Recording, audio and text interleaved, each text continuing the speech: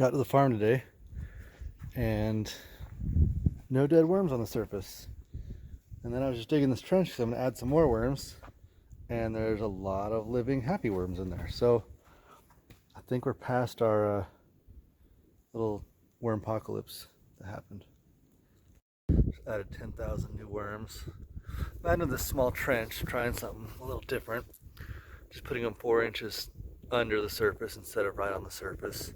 See if they'll get a little bit more used to their home faster this way. Another 10,000. I'm going to put these in a more established portion of the bed. They seem lively. They're already cold, which is nice because my beds are a little bit colder than where they came from. I bought these from Green Greg's.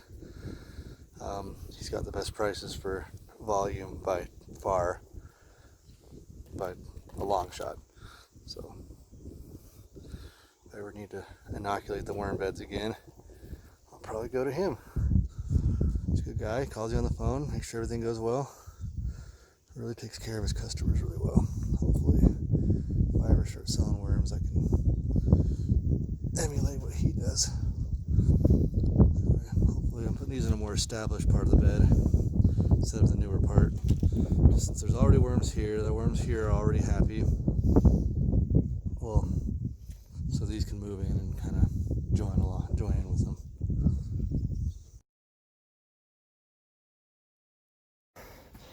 After several days, I solved the mystery of why the worms are stressing out and trying to escape.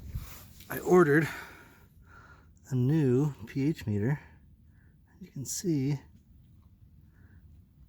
we are at 5.5. But I mixed in some lime up at the top. Some of that rock dust I found actually has a lot of limestone in it, so it kind of brought it back up to exactly 7. So that's the top about, let's see, that's about 3 inches down. The further in I go, the more acidic it becomes.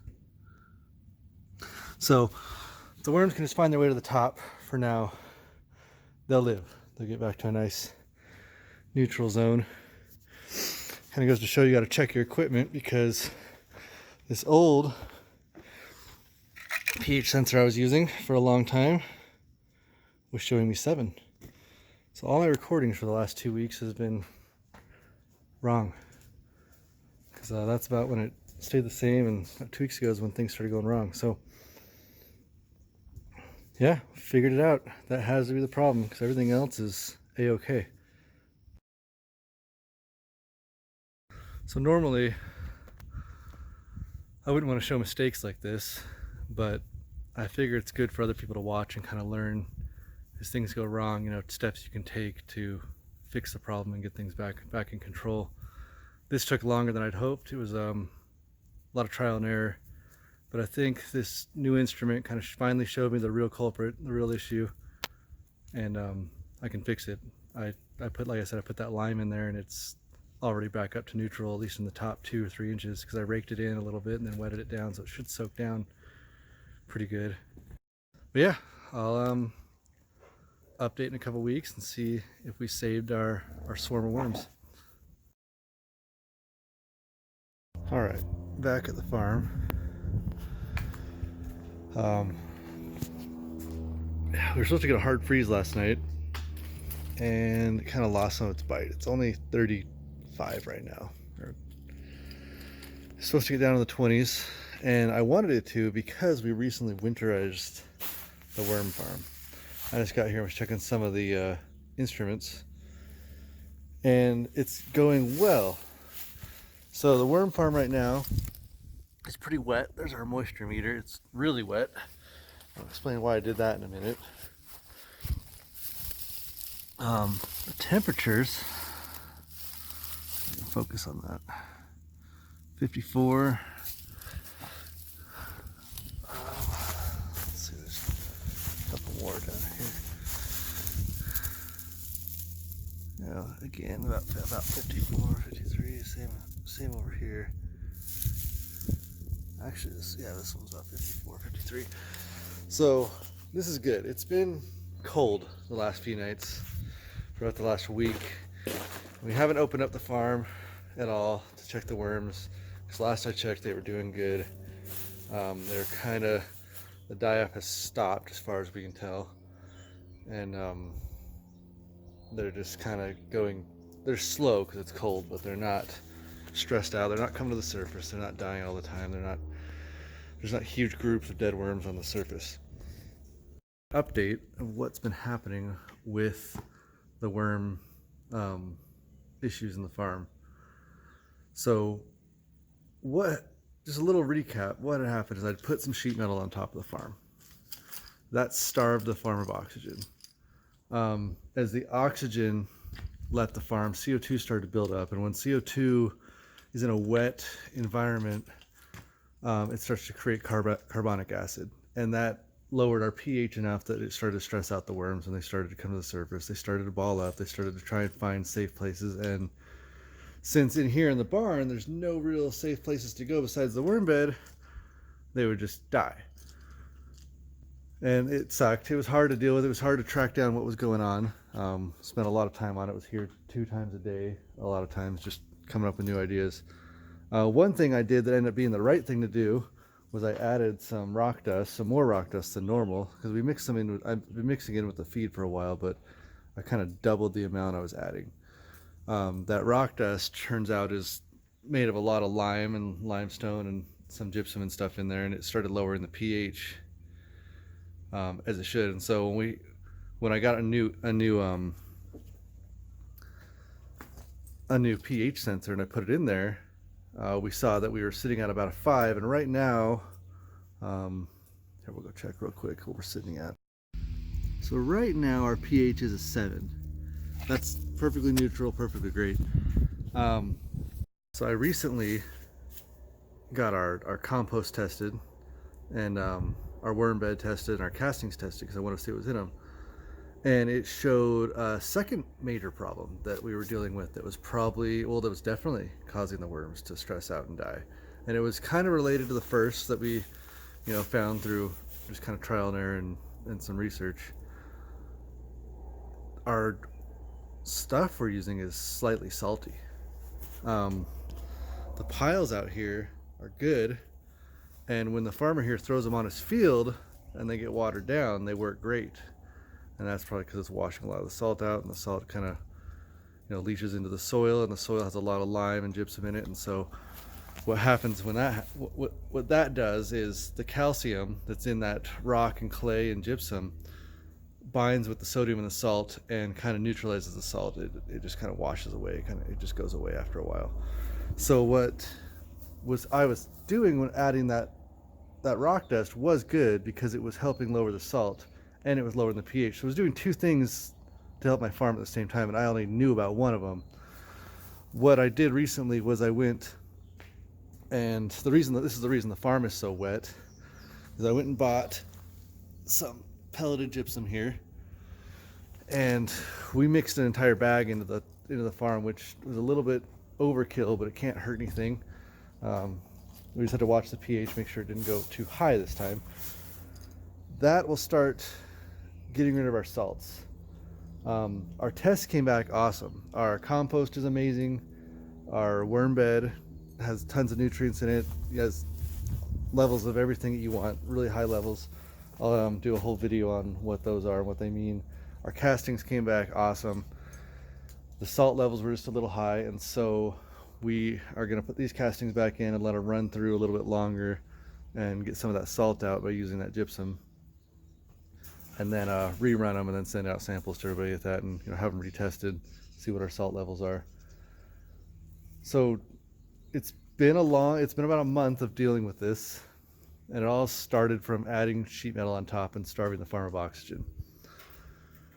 It's finally over, I think. I think we have winterized the farm. They've become dormant with the cold. They're still working the farm a little bit. 54, 55 is a high enough temperature for the worms to still remain somewhat active. It just stinks that there was that salt level that we're dealing with. We're going to get it retested, because the salt levels were were showing high enough that the worms technically shouldn't have been able to survive that. And so, some were dying, but if we had those salt levels the entire time, our worms that we had thriving for 3 months would have died. And they didn't. They thrived, they bred, they laid eggs, they multiplied. So we're not entirely confident with the tests, but the salt levels are probably a little bit higher than they need to be, just because the soil around here is alkaline. If some got picked up in the compost, and there's something else I want to show you in the compost that may have been a factor. I actually can't find any. There was some in here. Oh, that might be one. No, it's not. Anyway, there's, in some parts of the compost pile, there's chunks of cheese.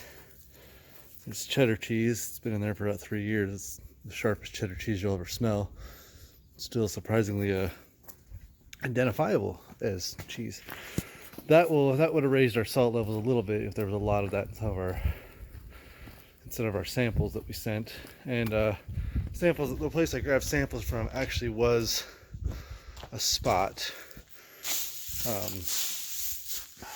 where I was seeing a lot of cheese earlier. So salt levels could have been thrown off by that. But because the salt levels in our casting that we pulled from the back end were significantly lower than the ones we saw in the compost pile and in the part of the bed that I've been throwing feed from that part of the compost pile. So it could have just been that. That's why we're going to retest and check again, and also retest everything after we've done what we can to get rid of the salt.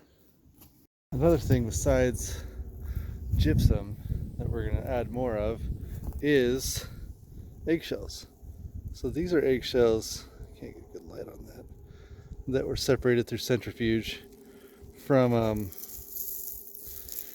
then, you know, they're several years old. They've been sitting kind of out, just getting leached a little bit. They're still just crumbled eggshells though, and they're from an egg farm here near the farm, and they give them away, sell them. Like we can get eggshells by the truckload, so that's really lucky. That's going to help. So calcium in those will help lower the salt levels too, and it will also balance our pH. So we're going to be okay.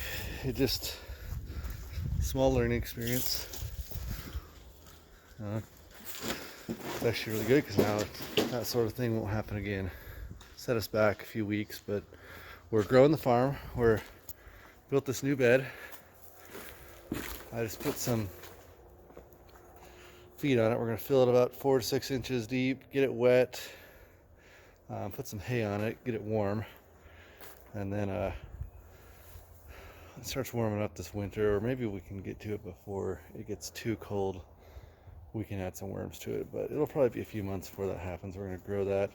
We're also going to try a new thing off the sidewalks. We're going to build some boxes that fit between these areas and insulate them a little bit.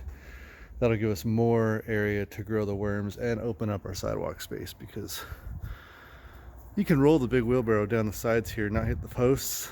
It's a little annoying though. It'd be nice to be able to use our sidewalks instead.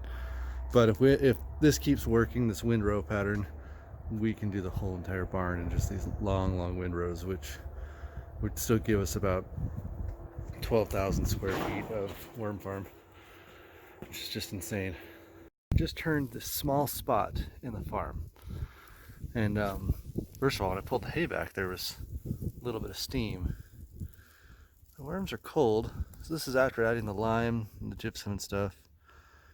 These worms are cold and slow. They're not showing a lot of signs of stress, which is really what I want to see. And they were near, oh, see, these ones are a little bit more active. They were deeper. This is because I flipped this over when I turned it up with the pitchfork, and so these deeper ones are a little bit more active. You can see all the white dots in there. Those are eggshells. A lot. I should have got the camera out faster, because a lot dove down, which is a good sign. They're diving into the bed instead of aimlessly crawling around the surface. If your worms are ever aimless and just crawling around the surface and don't seem too interested in getting back down into their home, you're in trouble. They are essentially, oh, that's kind of a big one. They're essentially in the process of dying if they're doing that. And you're probably going to lose those worms on the surface no matter what. And you just need to start dealing with the worms you have left and start saving them. I didn't take that as seriously as I should have during this whole ordeal, because I kind of heard that before, and you know, since my worms were doing good for so long, I just didn't believe there was anything wrong with them. You know, just refused to believe it. And if I would have just kind of listened to my instinct earlier on, probably would have jumped on this a lot faster and saved a lot more worms.